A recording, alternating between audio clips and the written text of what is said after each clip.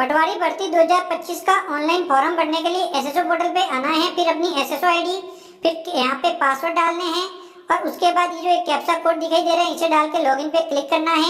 SSO portal पे login हो जाएंगे, आप यहाँ पे क्लिक करेंगे। फिर यहाँ पे आपको REC लिखना है, आपको रिक्रूटमेंट पोर्टल दिखाई देगा। यहाँ पे क्लिक करके रिक्रूटमेंट पोर्टल पे आ जाएंगे। यहाँ पे आने के बाद पटवारी रिक्रूटमेंट 2025 का ऑप्शन दिखाई देगा, अभी आप स्क्रीन पे देख सकते हैं। तो अप्लाई नाउ पे आपको क्लिक करना है।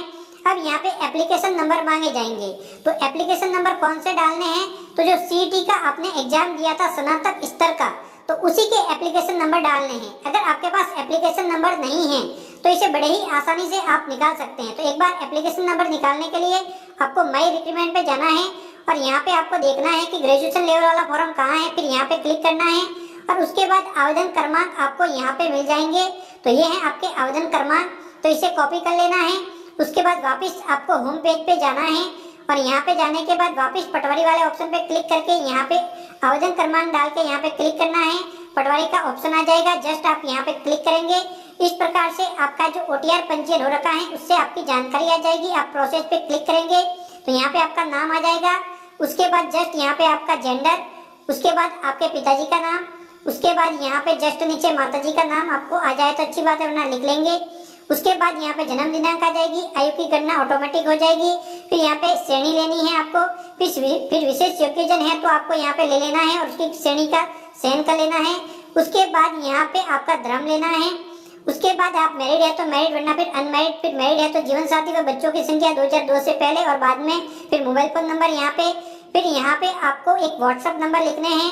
तो ये जानकारी सामान्यतः जो आपका OTR पंजीयन है उससे आ जाती है, जो जानकारी नहीं आती उसे आपको भरना है। उसके बाद आपको आगे बढ़ना है। आगे वाले भाग के अंदर अगर आप अनुसूचित क्षेत्र से बिलोंग करते हैं तो यहाँ पे यस लेना है, यहाँ पे आपको गलती बिल्कुल नहीं करनी है। अगर अनुसूचित क्षेत्र से बिलोंग नहीं करते तो नो लेना है। उसके बाद पत्राचार का पता आपको यहाँ पे तीनों ही पंक्ति के अंदर भर लेना है। फिर आपका राज्य, उसके बाद जिला, फिर आपका गाँव या फिर शहर, फिर पिन कोड और फिर मोबाइल फोन नंबर। फिर यहाँ पे नेक्स्ट पे क्लिक करना है, फिर यस पे क्लिक करना है। अगले वाले भाग के अंदर पहुंच जाएंगे। इस वाले भाग के अंदर आपकी जानकारी आ जाएगी। आप यहाँ पे गृह जिला ले लेंगे। अगर आप इंडिया से बाहर से आके इंडिया में भारत में रहने लगे हैं तो यस, वरना फिर नो करेंगे। तो ज्यादातर इंडियन ही आवेदन करते तो नो हो गया। फिर यहाँ पे भूतपूर्व सैनिक है तो यस, वरना फिर नो। खेल खिलाड़ी है तो यस, वरना फिर नो। तो यहाँ पे ये श्रेणी है विशेष, इनका आप चयन करेंगे। आप यहाँ पे कोई सरकारी नौकरी में तो यस, वरना फिर नो। फिर एज शूट की अगर आपको जरूरत है और इनमें से किसी श्रेणी में आते हैं तो ले लेंगे, वरना फिर नॉट एप्लीकेबल लेके नेक्स्ट पे क्लिक करेंगे। इस वाले भाग के अंदर आने के बाद यहाँ पे क्लिक करना है। उसके बाद यहाँ पे 10वीं की जानकारी आपको सबसे पहले भर लेनी है। अगर ऑटोमेटिक आ जाती है तो कोई बात नहीं। तो यहाँ पे सबसे पहले रोल नंबर हो गया, परिणाम हो गया, या सब कुछ जानकारी। यहाँ पे अगर सूच फाइल का ऑप्शन आ रहा है तो यहाँ पे अंक तालिका जरूर आपको अपलोड करनी है। अगर ऑनलाइन वेरीफाई हो चुकी है, OTR से ऑटोमेटिक आ चुकी है तो अपलोड करने की जरूरत नहीं है। इसी प्रकार से 12वीं की जानकारी यहाँ पे 12th क्लास की आपको फिलअप करनी है, रोल नंबर वगैरह सब डाल के, ईयर, प्रतिशत। फिर यहाँ पे सूच फाइल पे क्लिक करके अपलोड कर लेनी है। उसके बाद आता है ग्रेजुएशन, यानी कि आपने जो ग्रेजुएशन कर रखा है उसकी जानकारी भरनी है।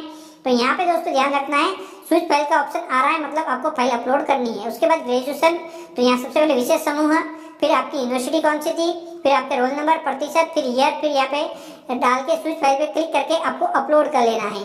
तो यहाँ पे आपको फाइनल की अंक तालिका अपलोड कर लेनी है, ओरिजिनल अंक तालिका अपलोड करनी है। यहाँ पे गलती की तो आप समस्या में पड़ सकते हैं और वो भी क्लियर स्कैन करके आपको देख लेने की दिखाई दे रही है। या फिर नहीं, फिर आपने कोई कंप्यूटर कोर्स कर रखा है तो वो इसमें से जो भी कोर्स है वो ले लेना है। अगर नहीं है, अगर आपने RSIT कर रखा है तो RSIT ले लेना है।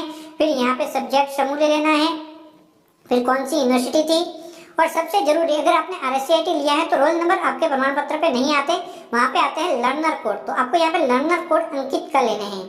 उसके बाद यहाँ पे आपको RSIT के मामले में परसेंटेज ही लेना है और उसके बाद कौन से ईयर के अंदर आपने RSIT कंप्लीट किया था वो ले लेना है।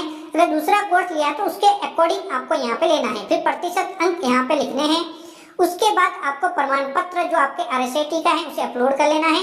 दूसरी अगर आपने एजुकेशन लिया है कंप्यूटर से संबंधित तो वो आपको अपलोड करना है। तो यहाँ पे फाइल जरूर अपलोड करनी है। उसके बाद PG कर रखी है तो वो भी आप जस्ट यहाँ पे ले लेंगे। तो यहाँ पे PG ले लेनी है।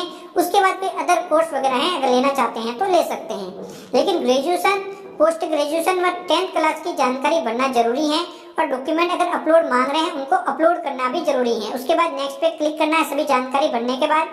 अगले वाले भाग के अंदर आपका लेटेस्ट पासपोर्ट साइज फोटो 50 से 100 KB के अंदर, जिसके अंदर क्लियर आपका फेस दिखाई दे रहा हो, बैकग्राउंड एकदम क्लीन हो। उसके बाद यहाँ पे आपको स्विच फाइल पे क्लिक करके सिग्नेचर अपलोड करने, ये भी क्लियर दिखाई देने चाहिए और यहाँ पे स्कैन करके ही अपलोड करने हैं आपको। उसके बाद बॉडी पे कोई भी निशान है जो कि क्लियर दिखाई दे रहा है, उसका यहाँ पे लिख लेना है।